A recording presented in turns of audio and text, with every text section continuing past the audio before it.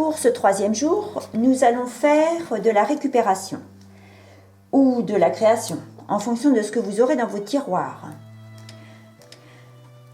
Pour ma part, j'ai trouvé une initiale, un B comme Béatrice, ça tombe bien.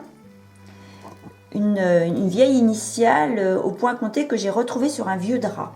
Si vous n'avez pas ce genre de choses, vous pouvez soit récupérer une lettre sur le livre 120 modèles de broderie de Yoko Saito, une lettre que vous allez broder aussi à votre façon, soit vous allez sur internet récupérer un abécédaire et vous créez votre lettre en la reportant sur un rectangle de tissu qui fait à peu près 6 par 10 cm. Soit vous utilisez un tampon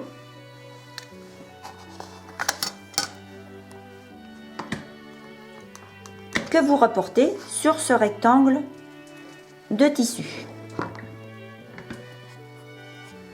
Quelques bricoles pour embellir notre petit rectangle, du fil à broder et des aiguilles. Et pour celles qui veulent faire un peu de broderie perse, un tissu avec des motifs moyens, pas trop petits, de manière à pouvoir l'intégrer sur notre rectangle brodé. Pour celles qui ont choisi l'initiale brodée,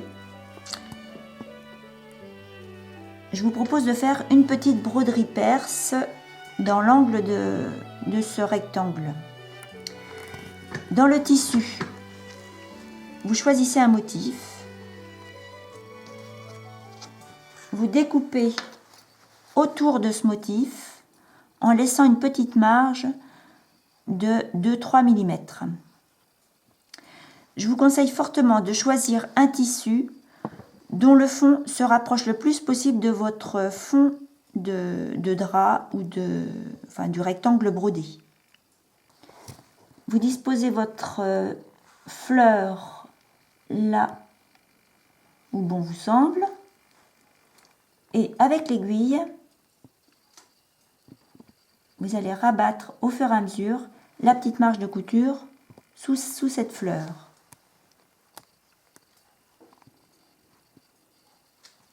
Vous préparez une aiguillée de fil de même couleur que votre fond et vous allez faire des petits points invisibles.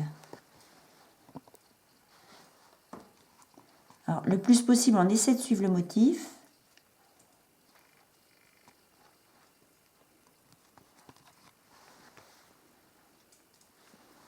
Voilà.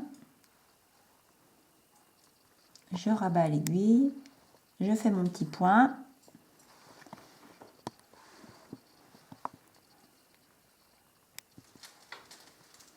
C'est de la minutie.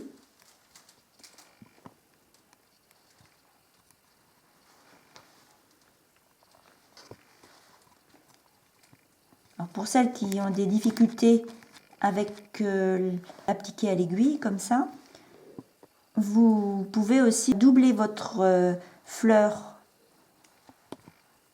de voile thermocollant double face et de faire un petit point de feston aussi si vous voulez. C'est possible.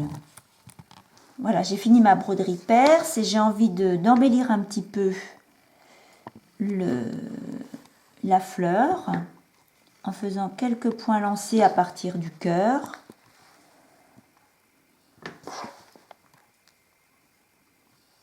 Histoire d'apporter un petit plus et de mettre en valeur cette petite fleur. Je fais quelques points lancés comme ça.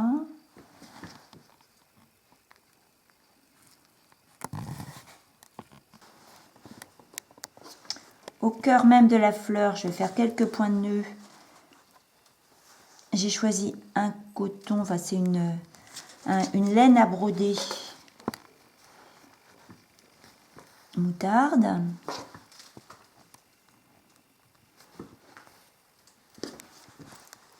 Je fais quelques points de nœud coloniaux.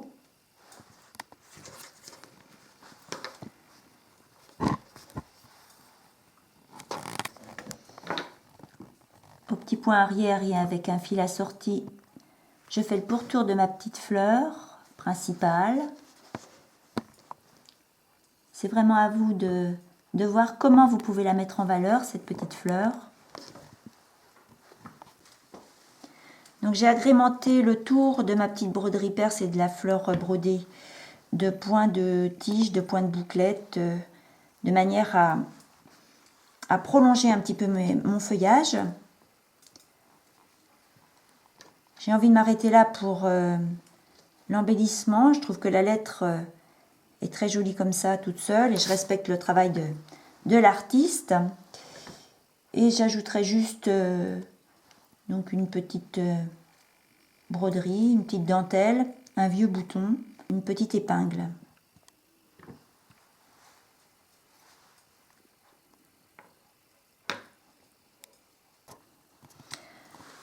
Alors, vous brodez votre lettre, si besoin, ou vous brodez votre tampon, la marque que vous avez fait tout à l'heure avec l'encre. Et éventuellement au point arrière, vous brodez certains traits, et ceci en fonction naturellement de votre motif, de votre inspiration.